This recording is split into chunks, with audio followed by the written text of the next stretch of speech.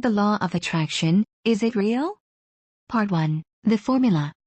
Is the law of attraction just a load of New Age humbug, or is there really something to it? Those who claim to have achieved great success with it, say it's not only real, but a fantastic tool that anyone can use. The skeptics say the successes are nothing but coincidences, and that the only ones gaining from it are scammers and con artists. But what is the law of attraction really? How does it supposedly work, and how can you work with it? You have probably heard about The Secret. Maybe you have even read the book, or watched the documentary. The message it delivers is crystal clear. Everything that you want, can and will be yours, if only you follow this simple recipe: ask, believe, receive. That is the formula for success. All you need to do is state what you want, visualize and believe that you already have it, feel good about it, and then it will come to you. Think happy thoughts and you'll fly, said Peter Pan. Sounds almost the same, doesn't it? But maybe that is being superficial and judging too quickly. Let's dig a little deeper to find out what this is all about. First, we will take a closer look at the formula. Ask. If you want the bank to give you a loan, you have to ask. They are not going to throw one after you. Sure, they might say no, and maybe that is what you are afraid of. And let's be honest. Rejection sucks. It doesn't really help your self-confidence or self-esteem to be told no. That your credit isn't good enough, you don't earn enough, you haven't been employed long enough, and so on. What you are hearing is that you are not enough. That's how it feels. And who wants to put themselves in that kind of situation willingly? Who wants to take risks that can lead to disappointment and rejection? You. Because if you don't ask, the answer is always no. If you think you can avoid the pain of rejection by not asking in the first place, you are wrong. Instead of others denying you occasionally, it will be like you saying no to yourself every day. That is constant rejection and self-denial. Why would you want to treat yourself that way? Maybe because you don't really believe that you can succeed, or that you deserve to. Which is why the second part of the formula is so important. Believe. If you don't believe you can do, be, or have something, what are your chances of success? Say you set yourself a goal of completing a marathon, which you have never done before, so you don't actually know if you are capable of doing it. You have seen others do it, even people in worse shape than you, so it does not seem impossible. But do you truly believe you can cross the finish line? If you don't know if you can run the course, or believe that you can either, then you are wasting your time. Even if you lay out a bulletproof plan to achieve it, with plenty of exercise, diet improvements, new running shoes and so on, you will fail. You will find excuses to not go running, to cheat on your diet, and in a million other ways, sabotage yourself. On the day of the marathon, you'll suddenly get sick with the flu or a headache, and decide to stay home. Or you will misplace your car keys and not make it to the start on time. Or you'll show up, run for a few minutes, trip over yourself and quit because you've sprained an ankle or hurt your knee. You get the idea.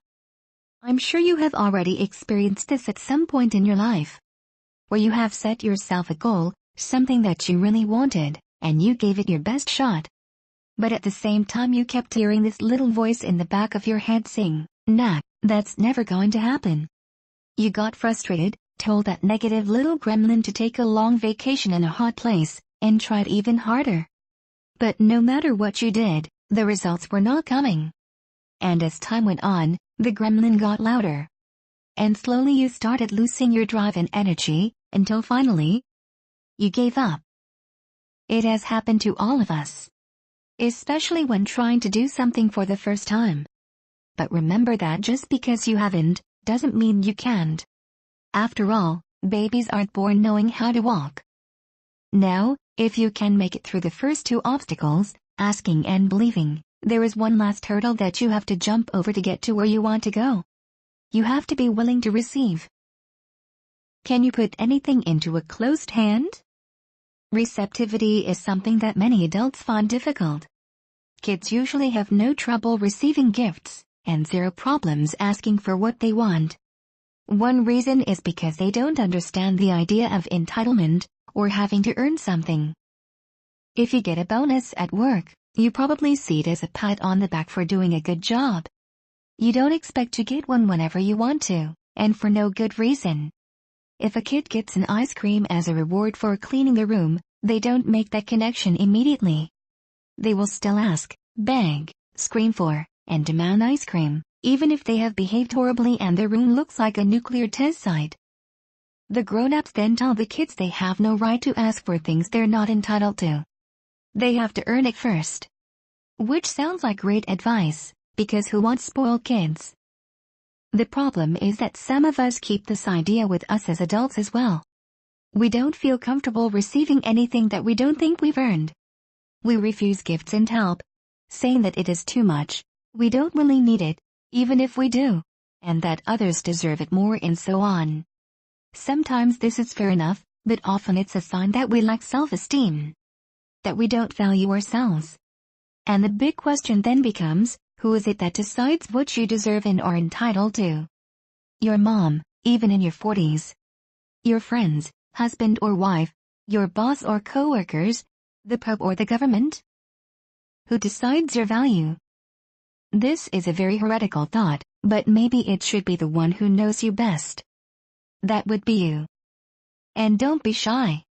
Learn to appreciate yourself, so that whenever good stuff comes your way, you are able to receive it with gratitude. Now, if we add it all up, the LOA recipe for success goes a little something like this. In order to get what you want, you must believe that you are capable and worthy of achieving it, and have the courage to go for it. That is the basic idea. No voodoo or humbug there. Just plain common sense. But the formula is not all there is to the law of attraction. Next time, we will look at the 3 keys that make it work. Your brain, your emotions and your actions. Remember to click the subscribe button, so you don't miss out on the latest videos from SophiaRaziela.com. Thank you for watching.